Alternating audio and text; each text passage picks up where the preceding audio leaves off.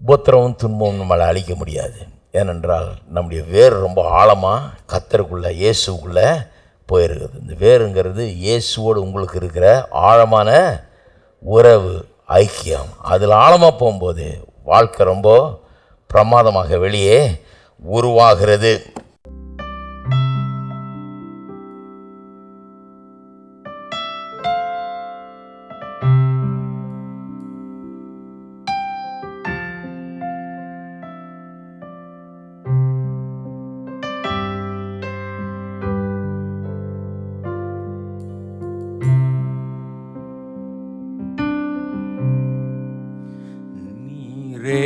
Alva,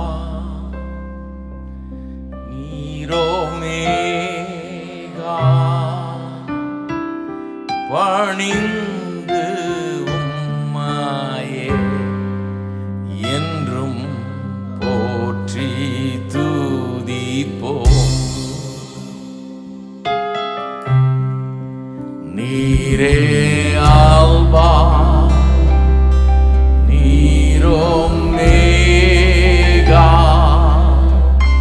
பணிந்து உம்மாயே என்றும் போற்றி துதிப்போம். கானமாகி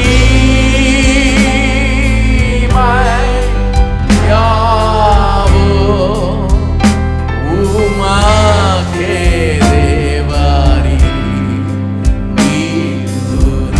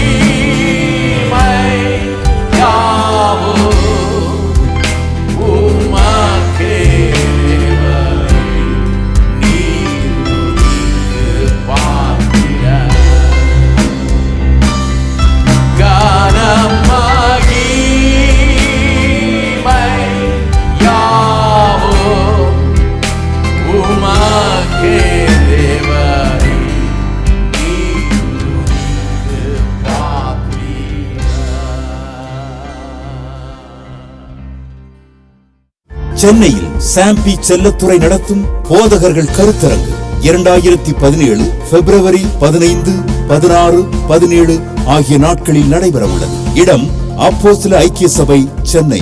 நேரம் காலை 9 மணி முதல் மாலை 5 மணி வரை. இக்கருத்தரங்கில் செய்திகள் தமிழில் மட்டுமே வழங்கப்படும். இக்கருத்தரங்கில் கலந்து கொள்ள பதிவு கட்டணம் ரூபாய் 700 செலுத்தி முன்பதிவு செய்தல் அவசியம். மேலும் விவரங்களுக்கு உடனே தொடர்பு கொள்ளவும்.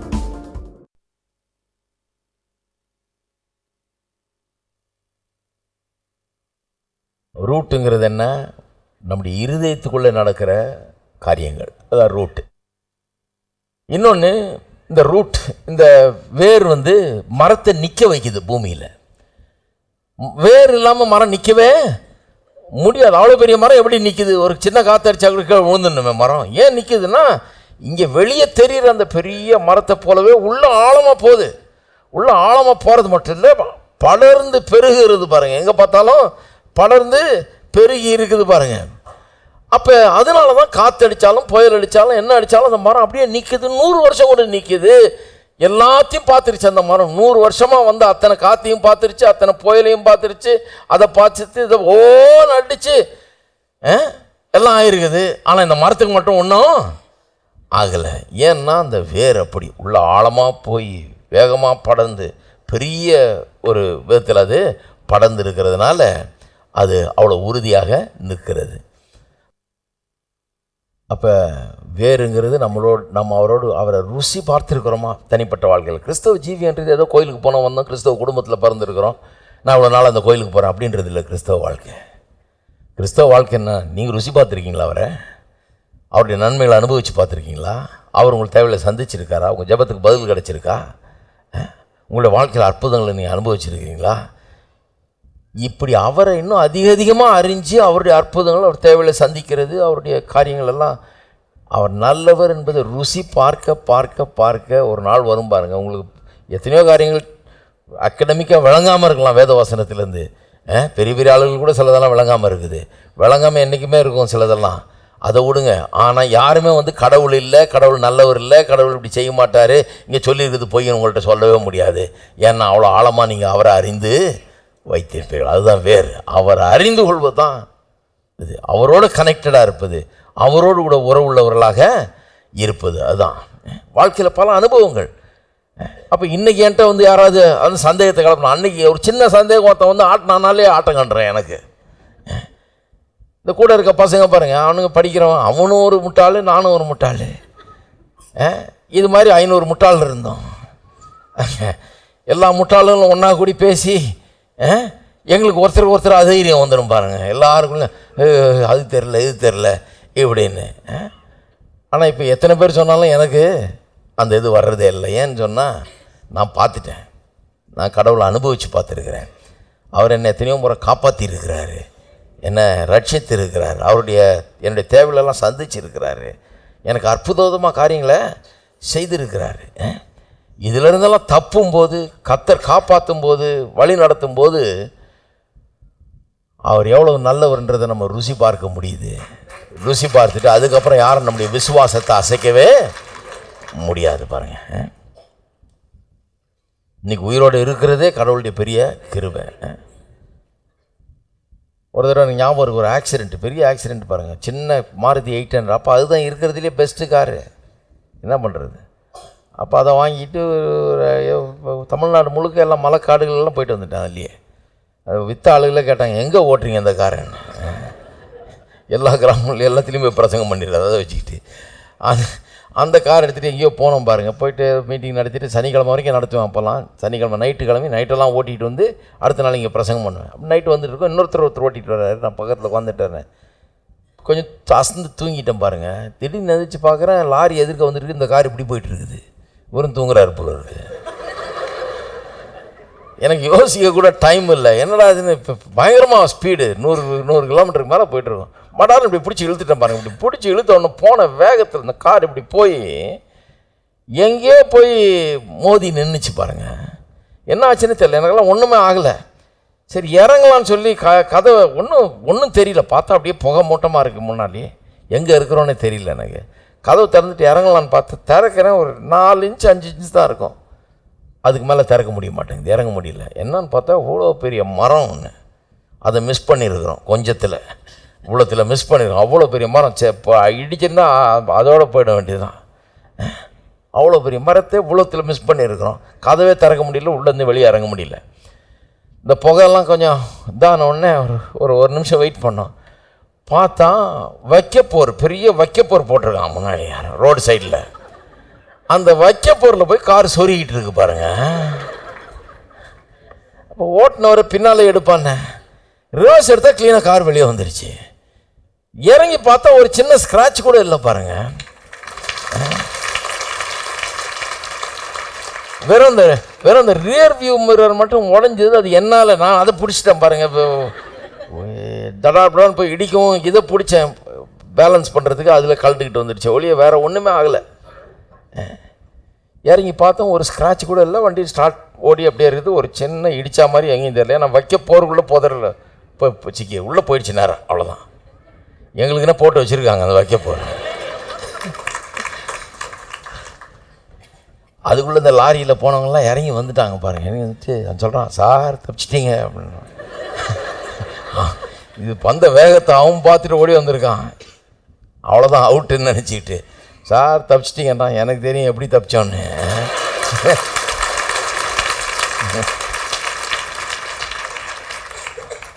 ஒன்றுமே ஆகலை பாருங்கள். ஒரு கிலோமீட்டர் வந்து ஒரு டீ குடிச்சிட்டு அப்புறம் பேசாமல் வீட்டுக்கு வந்துட்டோம்.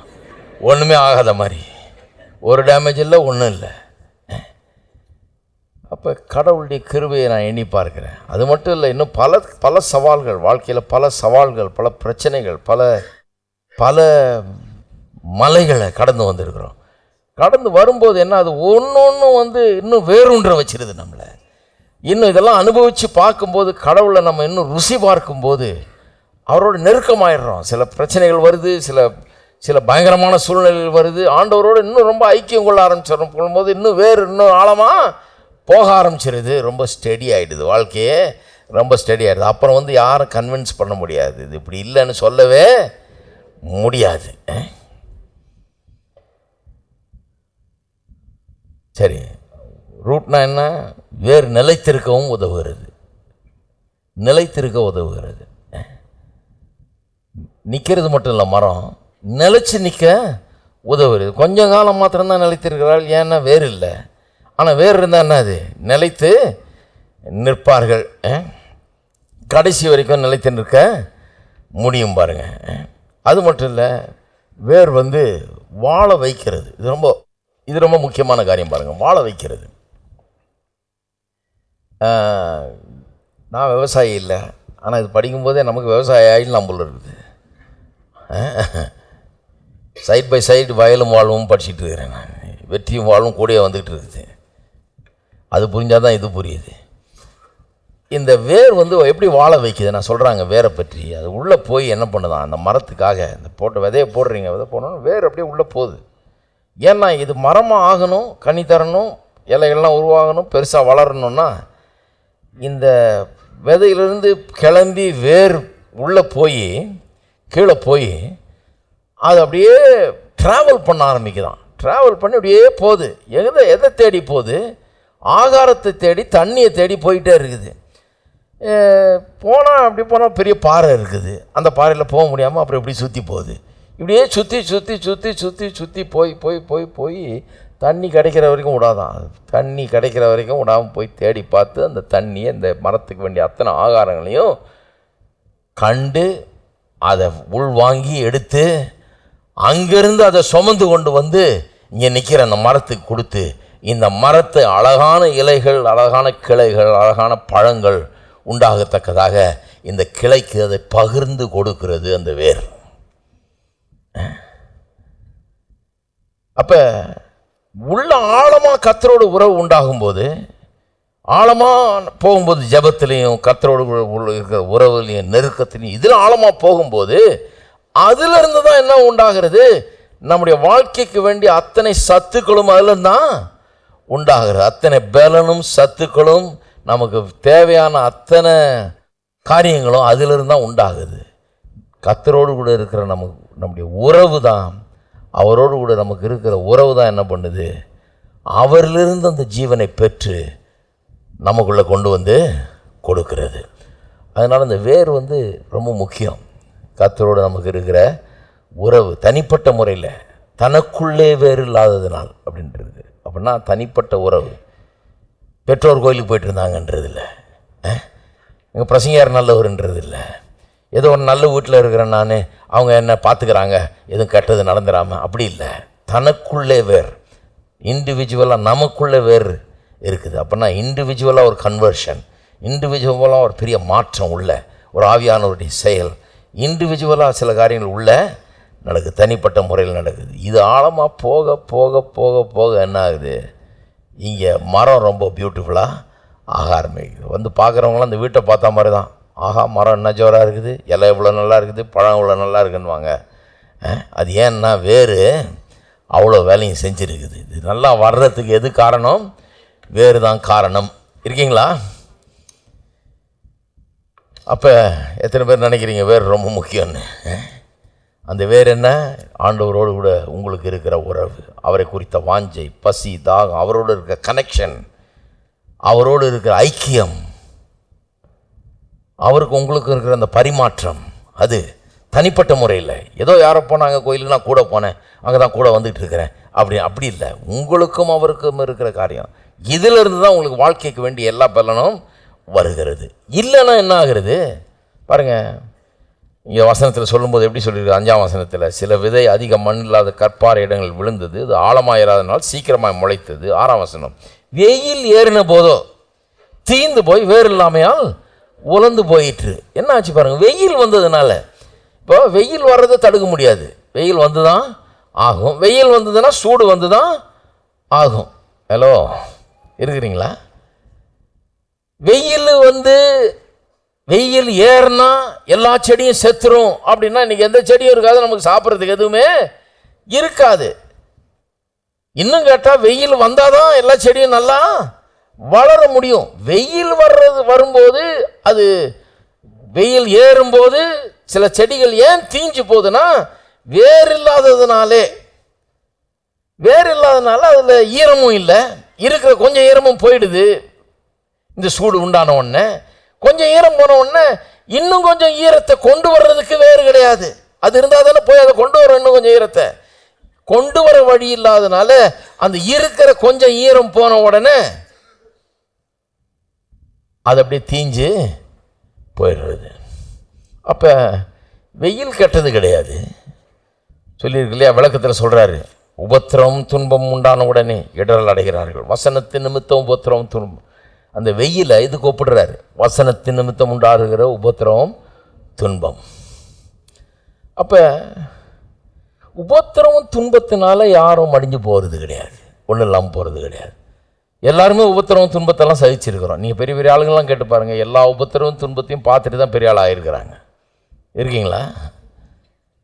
உபத்திரமும் துன்பம் பார்க்காத ஆளே கிடையாது. வாழ்க்கையில் பல கஷ்டங்கள், பல சவால்கள், பல எதிர்மறையான சூழ்நிலைகள்லாம் பார்த்துட்டு தான் பெரிய ஆள் ஆகுறாங்க.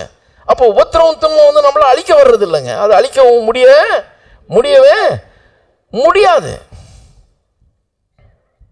ஆனால் இங்கே வேறு இல்லைன்னா, ஆண்டவரோடு சரியான உறவு இல்லைன்னா, நம்ம ஆழமாக அந்த உறவில் போகலன்னா, உபத்திரம் துன்பம் வரும்போது ஆட்டங்கன்றோம், ஈஸியாக அது தீந்து போகிறது, உலர்ந்து போகிறது. வேறு நிறைய இருந்ததுன்னு வைங்க, வேறு நல்லா ஆழமாக போயிருந்ததுன்னு வைங்க, வெயில் ஏறின உடனே என்ன ஆகுது, அந்த வெயில் வந்து தீந்து போக வைக்கிறது இல்லை, அந்த வெயிலே இதுக்கு ஒரு இது மாதிரி ஆகிடுது. இதை நல்லா விளைய வைக்கிற ஒரு காரியமாக இருக்குது. அந்த வெயில்னாலேயே இந்த செடி நல்லா வெயில் பட்டு இன்னும் நல்லா வளரும். நான் சொல்கிறேன், உங்களுக்கு வருகிற உபத்திரவங்க துன்பங்கள், வசனத்தின் நிமித்தமாக வருகிற உபத்திரவ துன்பங்கள், அதன் மத்தியிலே நீங்கள் வேறுள்ளவர்களாக இருந்தீங்கன்னா, ஆண்டவர்களோட ஆழமான தொடர்புள்ளவர்களாக ஐக்கியம் உள்ளவர்களாக இருந்தீங்கன்னா, வருகிற உபத்திரவ துன்பங்கள் உங்களை அழிக்காது. என்னாகும், வருகிற உபத்திரவ துன்பங்கள் உங்களை இன்னும் ரொம்ப ஸ்ட்ராங் ஆக்கிடும். ஏனென்று சொன்னால் அது அப்படி தான். அது நான் யோசித்து பார்க்குறேன், எனக்கு வந்த உபத்திரவம் துன்பங்கள் எல்லாத்தின் மூலமாகவும் இன்னும் ஸ்ட்ராங் ஆகிட்டேன ஒழிய வீக் ஆகலை, அது என்னை அழிக்கலை. அதெல்லாம் வந்த பிறகு இப்போ ஒன்று கண்டுபிடிச்சிருக்கிறேன், எந்த உபத்திரமும் துன்பமும் என்னை அழிக்க முடியாதுன்றதை கண்டுபிடிச்சிருக்கேன். அழிக்கவே முடியாதுன்ற முடியாதுங்கிறத கண்டுபிடிச்சேன். பாருங்கள், இஸ்ரேல் மக்கள் அப்படி தான். அவங்க என்ன ராட்சதர்கள் வந்து அவங்களை கொண்டு போட்டாங்களா? அப்படியே செத்தாங்க வனாந்தரத்தில். எரிகோவில் இருக்கிற ராட்சதர் வந்து இவங்களை அடித்து போட்டாங்களா? குதிரை ரதத்தையும் கொண்டாந்து இவங்களை போரிட்டு ஜெயித்தாங்களா? ஒன்றுமே நடக்கலை. ஒரு போரே நடக்கலை, ஒன்றும் நடக்கலை. இவனே ஜெயித்து போனான் வனாந்தரத்தில். ஏன்னா இவனுக்குள்ளே வேறு இல்லை, இவனுக்குள்ளே ஒரு ஆழமான நம்பிக்கை இல்லை, விசுவாசம் இல்லை, கர்த்தரோட ஒரு உறவு இல்லை, ஒன்றும் இல்லை. சும்மா மேற்பூச்சா கூப்பிட்டு வந்தான். கொண்டு போய் நேராக கர்த்தரே கழுத்து பிடிச்சி தூக்கிட்டு போய் கானான் தேசத்தில் உட்கார வச்சுருந்தா கூட விட்ட உடனே திருப்பி ரிட்டர்ன் ஆகிட்டு இருப்பான். இவன் எலாஸ்டிக் பேண்ட், இது மாதிரி பேண்டு மாதிரி விட்டான படாகரம் நடிக்குது பாருங்கள். அந்த மாதிரி அங்கே கொண்டு போய் உட்கார வச்சுட்டு இப்படி வரதுக்குள்ள அவன் திருப்பி அங்கே இருப்பான் எகிப்தில். ஏன்னா புத்தி அந்த மாதிரி வேறு இல்லாததுனால எந்த பிரச்சனையும் அவங்கள தோக்கடிக்கலை. இவங்களே அவநம்பிக்கையினால் தோக்கடிச்சுக்கிட்டாங்க தங்களை. அப்போ நான் சொல்கிறேன், எந்த பிரச்சனையும் நம்மளை தோக்கடிக்க முடியாது. வாழ்க்கையில் வருகிற துன்பங்கள், கஷ்டங்கள், பிரச்சனைகள், நமக்கு எதிராக வருகிற காரியங்கள் எல்லாமே பாருங்க, வெயில் மாதிரி எல்லாம் சாதாரண காரியங்கள் தான். ஒருத்தருக்கு வேலை போகுது, ஒருத்தருக்கு அது போகுது, இது போகுது, இதை இழந்தேன், அதை இழந்தேன், இப்படி தான் எல்லா இடத்துலையும் நடக்கிறது தான். இது ஒன்று காமன் காரியங்கள் தான் இது. ஆனால் சிலரை அது ஒன்றும் இல்லாமல் ஆக்கிடுது, சிலரை அது பெரிய ஆட்கள் ஆகிடுது. சிலர் அதிலிருந்து கிளம்பி பெரிய ஆள் ஆகிடுறாங்க. ஏன்னா அந்த அனுபவம் வந்து அதை பார்த்த உடனே அவங்களுக்குள்ள ஒரு பெரிய தைரியம் வந்துடுது, ஆளே மாறிடுறாங்க, வெற்றி அடைஞ்சிடுறாங்க. ஏனென்று சொன்னால் உபத்திரமும் துன்பமும் நம்மளை அழிக்க முடியாது. ஏனென்றால் நம்முடைய வேர் ரொம்ப ஆழமாக கர்த்தருக்குள்ளே, இயேசுக்குள்ளே போயிருக்குது. இந்த வேருங்கிறது இயேசுவோடு உங்களுக்கு இருக்கிற ஆழமான உறவு, ஐக்கியம். அதில் ஆழமாக போகும்போது வாழ்க்கை ரொம்ப பிரமாதமாக வெளியே உருவாகிறது. ஆகவே உள்ளத்தில் அந்த வேலையை நடக்க அனுமதிக்கணும். அவரோடு கூட ஐக்கியத்தில் பெருக வேண்டும். அவரை நேசித்து அவரை குறித்த பசி, தாகம் இதில் நிரம்பினவர்களாக நாம் இருக்க வேண்டும். இதை வளர்க்க வேணும். உள்ள ஆழமாக போகணும். ஆழமாக போனால் தான் இன்னும் மேலே போக முடியும், உயர முடியும். வாழ்க்கையில் ஆழமாக போக போக கர்த்தர் உங்களை ஆசீர்வதிப்பாராக. எல்லாம் எழுந்து நிற்போம். கரங்களை உயர்த்தி கர்த்தரை ஸ்தோத்திரிப்போம். எங்கள் அன்பின் பிதாவே, கர்த்தராகிய இயேசுவின் நாமத்தில் மண்டையில் வருகிறோம். இந்த காலை வேளைக்காம் ஸ்தோத்திரம். எங்கள் உள்ளங்களோடு நீர் பேசினபடியால் உமக்கு ஸ்தோத்திரம். உம்மோடு உள்ள உறவுக்காக உமக்கு ஸ்தோத்திரம். கர்த்தாவே, ஆழமான ஒரு உறவு, ஐக்கியம் எவ்வளோ முக்கியம் என்பதை பார்த்தோம். எங்கள் வாழ்க்கையில் எல்லா சூழ்நிலைகளிலும் நாங்கள் ஜெயிக்கிறதுக்கு அது உதவுகிறது. எங்களுக்கு வேண்டிய எல்லா போஷாக்கு, பலன், ஜீவன், எங்களுக்குள்ள எல்லா தைரியம், எங்களுக்கு வேண்டிய விசுவாசம், எங்களுடைய வாழ்க்கையின் சூழ்நிலைகள், நாங்கள் சந்திக்கிற எல்லா உபத்திரமும், துன்பங்களை மேற்கொள்ளுறதுக்கு வேண்டிய எல்லா பலனையும் உம்மோடு உள்ள ஐக்கியம் எங்களுக்கு உண்டாக்கி தருகிறபடி ஆளுமுக்கு ஸ்தோத்திரம். அது எங்களை பலவான்களாக்குகிறபடி ஆளுமுக்கு ஸ்தோத்திரம். பலவீனர்கள் கூட உம்மோடு உள்ள ஐக்கியத்தின் மூலமாய் பலவான்களாய் மாறுகிறபடி ஆளுமுக்கு ஸ்தோத்திரம். கர்த்தாவே, இதை ஒவ்வொருவரும் ருசித்து பார்க்கட்டும், அனுபவித்து பார்க்கட்டும், தன்னுடைய வாழ்க்கையில் அதை காணட்டும், மிகுந்த கனி கொடுக்கிறவர்களாய் மாறட்டும். கர்த்தாவே, உமக்கே எல்லா கனம், மகிமை, துதி, ஸ்தோத்திரத்தை ஏறெடுக்கிறோம். இயேசுவின் நாமத்தில் ஜெபிக்கிறோம். ஆமென். நம்முடைய கர்த்தராகிய இயேசு கிறிஸ்துவின் கிருபையும், பிதாவாகிய தேவனுடைய அன்பும், பரிசுத்த ஆவியானவருடைய ஐக்கியம் நம் அனைவரோடும் இன்றைக்கும் என்றைக்கும் இருப்பதாக. ஆமென். கரங்களை ஆயத்தம் செய்கின்றவர், நான் நித்தம் நம்பி சாகிடும் கண்வர், கத்தாதி கத்தறிவர், சத்துக்கள் காலடி வீழ ஜெயத்தின் கேடயம் தந்தவர், சிந்திகள் கண்மலைக்கே செனை காத்தறிவர், ஜெயம் தரும் சேனைகளின் கர்த்தர்,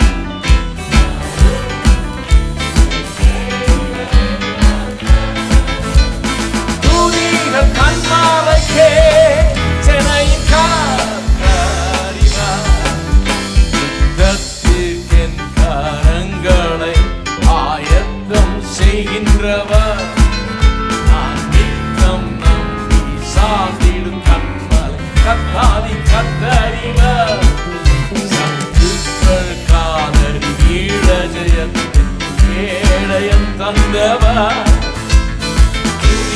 கண்மலைக்கே சினையின் காத்தறிவர் ஜெயம் தரும் சேனைகளின் கர்த்தர் பயம் நீக்கும் மகா பரிசுத்தர் ஜெயம் சேனைகளின் கர்த்தர் துதிகள் கண்மலைக்கே சினையின் காத்தறிவர் ஜெயம் தரும் சேனைகளின் கர்த்தர் பயம் நீக்கும் மகா பரிசுத்தர் ஜெயம் தரும்